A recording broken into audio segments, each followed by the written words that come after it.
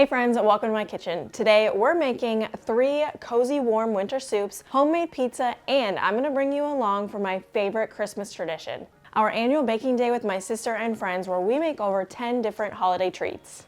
If you're a mom looking to feel more comfortable in the kitchen and learn how to make good food from what you already have, you're in the right place. Grab your coffee, cuddle up on the couch with a warm blanket, and let's get cooking. Tonight's dinner is a classic, homemade chili with a side of warm cornbread. Chili is easily one of my favorite meals to make and eat in the winter season for a couple reasons. One, it can be really quick to throw together, like you can do it like I am at night after we got the kids and we need to put dinner on the table. It's really fast. All you gotta do is brown your ground beef and then throw in the cans of beans, tomatoes, and your seasonings, and it's done. So I love chili for that reason, and then also I love it because it's an easy one that you can also put in the crock pot and like a set it and forget it type soup. When I make chili, there's obviously multiple ways that you can do it, but my basic one where I'm not going fancy, I'm just doing a delicious clean cut chili. I follow the recipe that I will link in the description below. It's 1 pound ground beef, half of an onion diced and sauteed, 1 can black beans, 1 can chili beans, 24-ounce can of diced tomatoes, or 2 smaller cans, 1 can tomato sauce, 1 can of tomato paste, a teaspoon chili powder, a tablespoon of cumin, a teaspoon garlic powder, teaspoon dried mustard, and then salt and pepper to taste. And this is my go-to every time. These are the seasonings that I throw in there.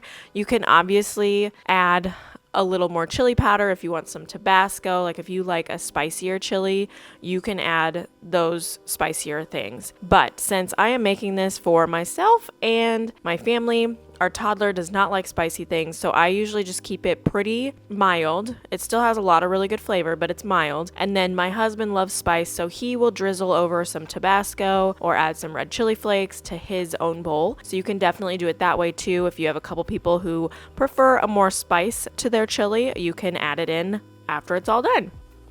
And for our classic side of cornbread with a little bit of chili, I have been trying out a few different recipes to see which one I like the best for making cornbread and kind of making it my own variation. So what I have landed on that I prefer is 2 cups of cornmeal, 2 teaspoons baking powder, 1 teaspoon salt, 1 egg, 1 teaspoon baking soda, 2 tablespoons honey, and then 1 1/4 cup of buttermilk. So I feel like that ratio really gets it to a nice texture. It's not too dry, not too moist. It is a really good cornbread. So, and then also I always preheat. So while my oven is preheating to 400, I will get my cast iron skillet, throw about 1.5 tablespoons of baking grease into the skillet to just melt, and I'll put the skillet back in the oven while it's preheating so that gets nice and warm, and then put the cornbread mixture over the top of that baking grease, and it just helps it to not stick and then also gives it a really good flavor. Another side that we love to serve with chili is cinnamon rolls. It can sound kind of weird. I've gotten a lot of looks and comments on like, why the heck would you have cinnamon rolls with your chili? But it is so delicious. The savoriness of that tomato and the chili sauce and just everything in your chili mixed with the frosting and cinnamon of your cinnamon rolls. Ugh. It's honestly the best, and I prefer eating it that way, but cornbread is a lot easier when you're just making it for the night. So I will stick with cornbread, but cinnamon rolls are the way to go if you have the time for it. And I'm not sure if this is just a Midwestern thing, but did you grow up with cinnamon rolls with your chili? I did. We had it at school. My family always had it that way. And then I moved 3 hours away from my hometown, and everybody here always looks at me like I'm crazy. Even my husband used to when we first met, but he loves it that way now. But I'm curious, throw it in the comments. Have you ever heard of you doing chili and cinnamon rolls together before? And of course, we love to drizzle some honey over our cornbread before eating it. Just makes it even more delicious. My husband decided to make some pizza tonight. Typically on Friday nights, which this is when we had pizza, was Friday night, we order pizza out and get it from our local store. But he was feeling in the mood to try and make homemade pizza again. He went through, I am very thankful that he also enjoys cooking. He's usually more of the pizza, barbecue. Like, he does all the stuff on the smoker, the pellet grill, that kind of stuff outside. But since we have about a foot of snow on the ground, we're not doing much outdoor cooking. So he decided to go back to making some homemade pizzas. About 3 years ago, before we had our first kid, he went through a kick in the winter of learning how to make homemade pizzas. So watched a bunch of YouTube videos on different ways to make pizzas, best kinds of pizzas, got him all this pizza making kit, a stone for the oven, paddle that slides the pizzas in and out of the oven. And since we've had our kids, hasn't really gotten back into it. So I'm excited for him to be making these pizzas again because they are always so delicious. It just can be kind of messy and a little time consuming sometimes, but always way better than frozen pizza from the store, and even cheaper than buying it from a pizza restaurant. So I will give you our recipe that we always follow for making pizza dough homemade. And I know there's a lot out there, but this is what we have and what we have just always done. And this is actually, my mom used to make homemade pizza and she used this recipe, and so my husband uses it. So it's a tried and true recipe for homemade pizza, pizza dough, that is.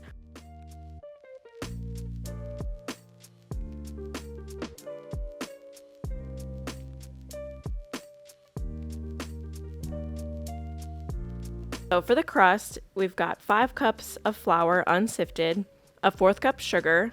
You could also do honey. Either one would be fine. And with the honey, I'd probably do like 2 tablespoons, 1 3/4 cup warm water, 2 packages of yeast, and 3 tablespoons oil. So to make these, we're going to mix water and yeast together. And read the packet of yeast that you're using, because you want the water to be warm because that activates the yeast. You don't want it to be too hot though, because then that will kill the yeast. So it usually has instructions on your packet of yeast of how hot it should get. So just read that to double check. And then we add our other ingredients, mix all that together, and mix into a ball. So we're using the mixer. You can use your hands and knead it, but a mixer is honestly a lot easier. And then you want to let it set in a warm spot until it rises. And since we're using yeast and not sourdough, it'll only take about 30 minutes to rise. Yeast is a lot faster than sourdough. And this recipe yields 2 large pizzas. He split it into 4 dough balls this time because we wanted to make different variations of pizza, especially for our daughter. We figured a peanut butter and jelly pizza would be pretty fun, and she ended up loving it. So 2 large pizzas or 4 small/medium pizzas. Our daughter came home from daycare and she wanted to help Daddy make the pizzas.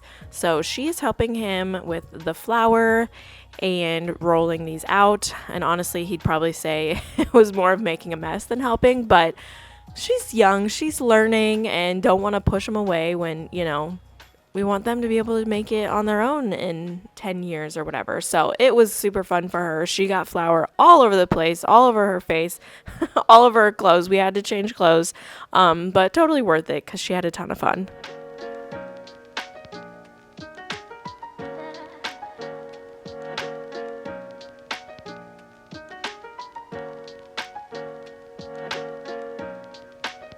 One last thing on the pizza. If you can, get a pizza stone. We keep it in our oven all the time, so it just stays in there. But the pizza stone helps you get a fantastic and delicious crust. Putting it on a rack or a circular pan works too, but the pizza stone, I don't know exactly what's all behind it. My husband would be a better one to dive deep into the facts about pizza stones, but it just makes the crust taste way more authentic, like you're getting it out of a brick oven pizza place.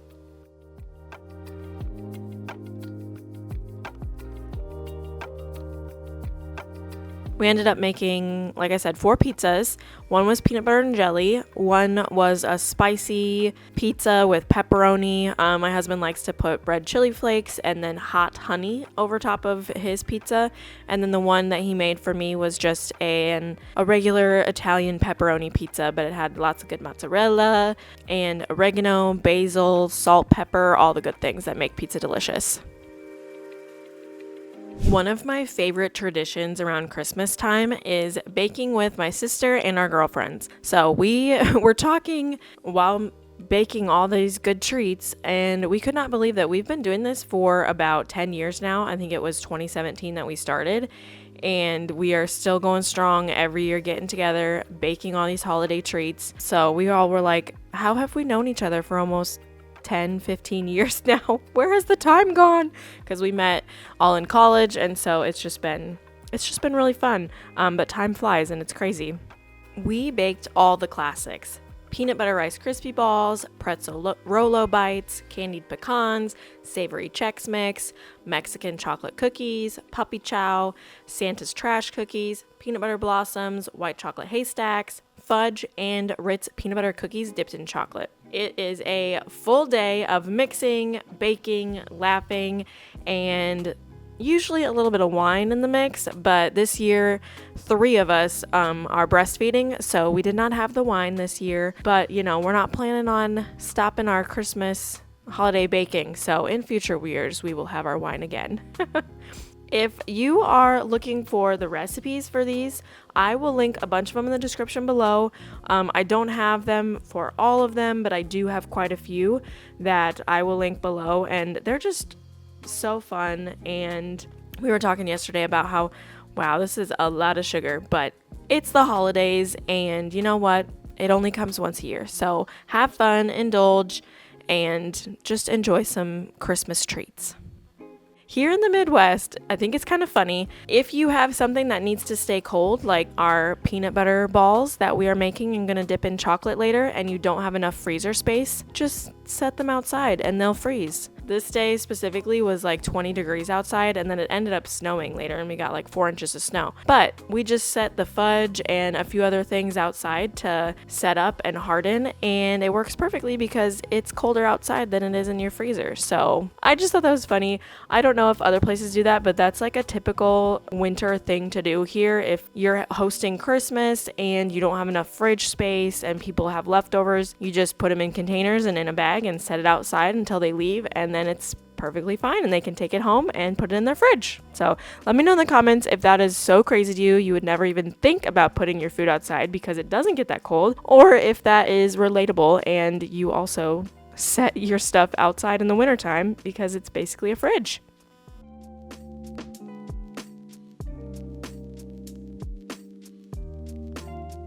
All right, so we've already made chili and cornbread this week. So for our next soup that we're gonna be making is a bean and ham soup.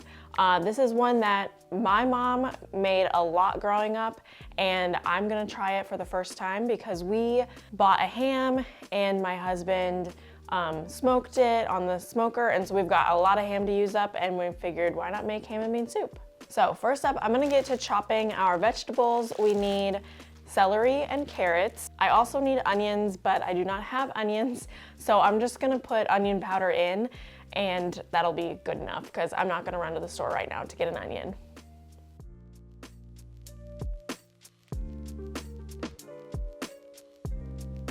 And I'm putting all of our scraps in our compost bucket.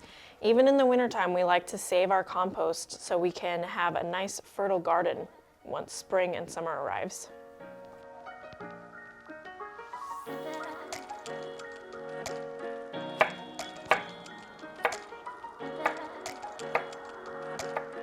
Okay, so I have all of my celery chopped up, I have all of my carrot chopped up, and I have about 1.5 cups of celery and then 1.5 cups of carrots as well. I did like 5 or 6 cloves of garlic, and I was looking at some recipes, and they all say ham hock. There wasn't like, oh, this many cups of diced ham or this many ounces of diced ham. It was just 1 ham hock, which my husband bought because after Thanksgiving they were having sale on ham. So he bought a whole big ham hock with the bone and the bone marrow in it. And we have quite a bit left. So I'm gonna kind of experiment and figure it out on my own, like how much we need. So we've got all this. I'm gonna dice this up so it's in nice smaller pieces. And then these are the beans that my mom always uses. So I'm going with that because I like her ham and bean soup, so I'm trying to not mess it up. But this is 48 ounces of beans, and I'm planning to use all of them because I don't want leftover. And I feel like 5 or 6 cups of diced ham will probably work. I'm kind of going off a recipe, but also kind of just like making this up as I go, just to see kind of, and I'm gonna write it down to see how it ends up being, if I need to add stuff, take stuff out, add more of something, and then I will publish that on my blog so you guys can make it at home yourselves. I'm gonna go ahead and dice up this ham, and I think probably get our stovetop going where we are melting butter and sauteing our celery and our garlic together. I'm also munching on some of our leftover carrots and this homemade ranch dip that I made. Super good.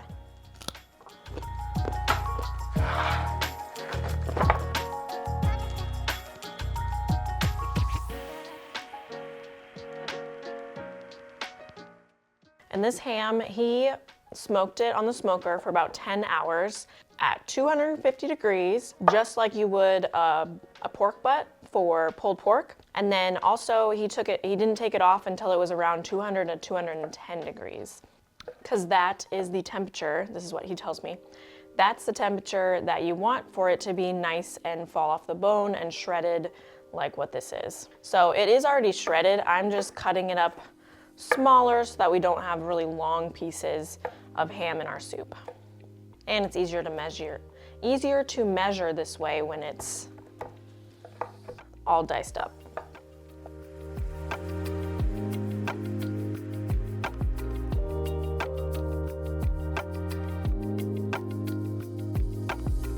To saute our veggies, I'm gonna put about 2 tablespoons of olive oil in the bottom of our pan. Maybe not 2 tablespoons, maybe just 1 tablespoon. In the bottom of our pan, add my celery, and if I had diced onions, I would also be putting the raw onions in here. We're gonna let this cook for a couple minutes, just saute, and then I'll add our minced garlic in here once these are nice and soft. And then we will add it to our stock pot and let everything cook together.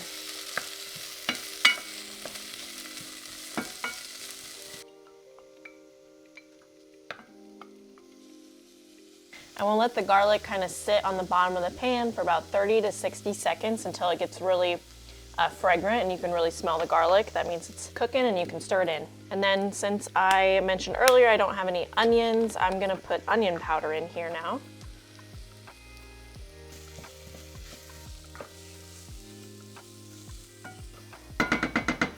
So I am gonna be putting everything in our crock pot so this can just sit on low all day tomorrow and then it'll be ready for us to eat tomorrow night and I don't have to think about dinner. So I'm gonna put our beans in here, our ham in here. This is a 4-cupper, so I have about 5 cups of ham, and then I'm gonna throw this in there too because I like a lot of ham in here. So I wanna make sure that we have plenty of ham. And then once I get the beans and the ham, I will measure, or I'm not gonna measure, I'm just gonna pour in a bunch of chicken stock. Got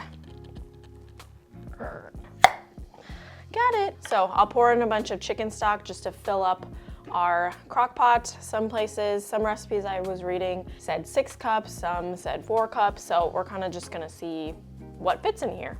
And my mom said that she uses all the juice from these beans, so I'm not draining the beans. That's wrong. It's not my fault, it's my mom's. Just kidding. Just kidding, it's not anyone's fault. Sure there's a million recipes and a million different ways you can make ham and beans. So, just kidding.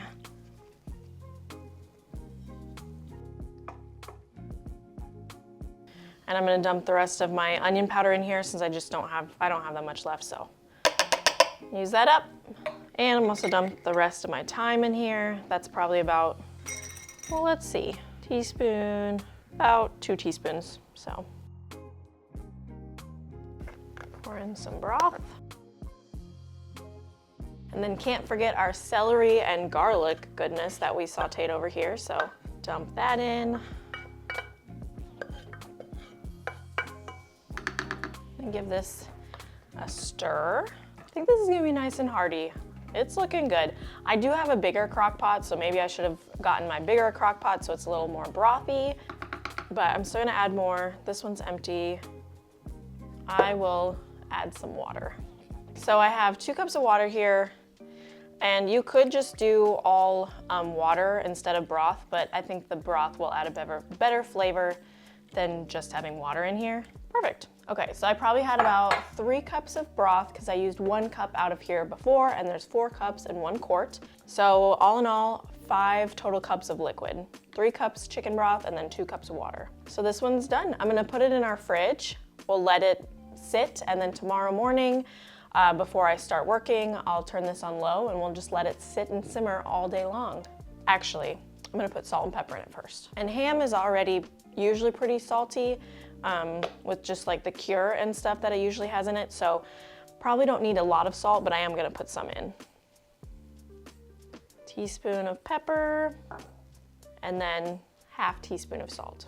And you can always taste it before you go to eat it. And if it tastes like there's not enough salt in it, put more in, stir it, let it sit for 10 minutes just to, you know, really work in those flavors, and then go from there. I do like to taste my food as I'm cooking it. Like with the chili that we made earlier, I tasted it before serving it, and I'm pretty sure I adjusted like the cumin. I added more cumin and a little bit more seasoning. So it's always good to taste your stuff before you serve it, just to make sure that you got lots of good flavor going on.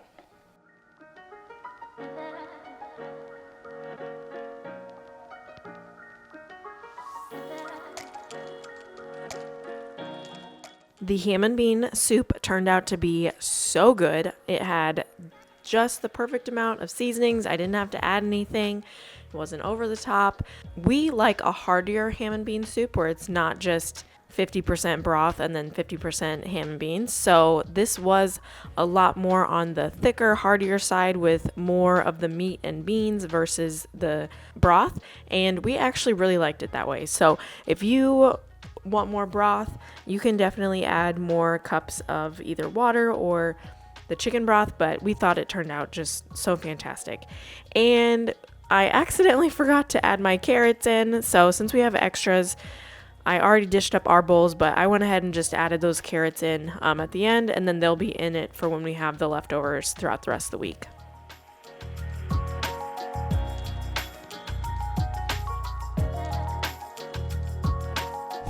The last meal I made this week was a classic creamy potato soup. This is another one that my mom made a lot in the winter times growing up.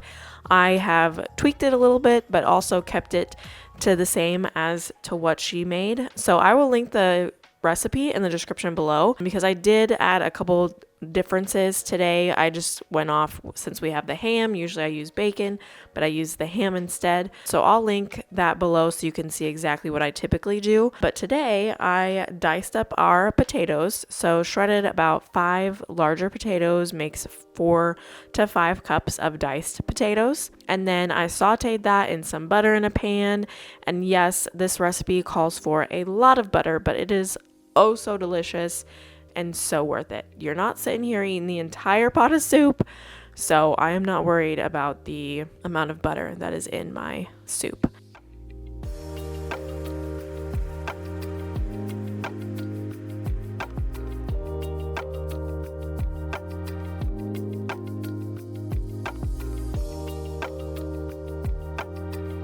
To make our creamy baked potato soup, this is the typical recipe that I follow. It's 2/3 cup butter, 2/3 cup all-purpose flour, 7 cups of milk, 4 large baked potatoes cubed, 4 green onions diced, 12 bacon strips cooked. So like I said, this time I'm using the ham and I just chopped that up to make it in little smaller pieces. 1 1/4 cups of shredded cheddar cheese, 1 cup sour cream, 3/4 teaspoon salt, and then ½ a teaspoon ground pepper.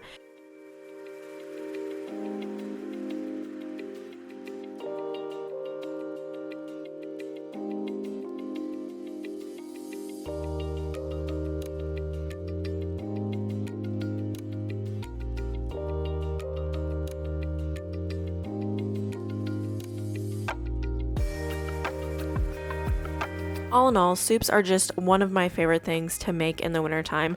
I don't know if it's because they're nostalgic, because my mom made a lot of them growing up and I just always loved having them as a kid, or if it's that it's freezing outside. And so of course a good soup always just tastes so good because it's nice and warm. It warms you up. It's honestly probably a little bit of both. I just love soups in the wintertime. I was talking to a friend the other day and she had said that she never made a soup before in her entire life. And that shocked me. I was like, what? You have never made soup ever? And she said, no, I always just like buy it from the store. So yeah, if you have never made a soup before, try one of these, or even go to my blog. I have some easy ones. Like there's a taco soup recipe that is super easy. You just throw it all in the crock pot and let it simmer all day. Try one out. I promise they are not that difficult once you get the hang of it and you make them a couple times. Chili, taco soup, so easy. So definitely try them out and tell me in the comments what is your favorite soup to eat in the cold winter months. And don't forget to like and subscribe, and I will see you guys next time. Thanks, y'all. Bye.